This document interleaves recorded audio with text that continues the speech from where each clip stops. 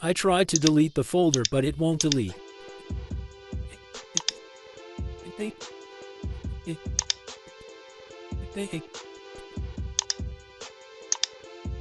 Let's see how to solve this problem.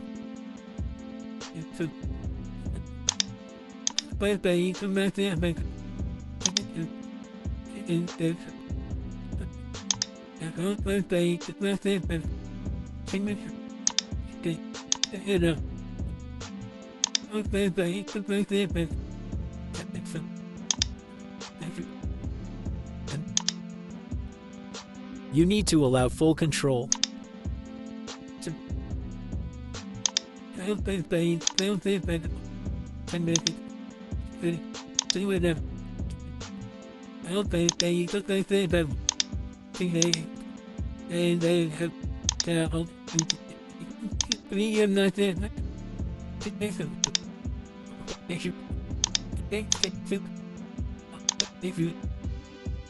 Now your folder is deleted.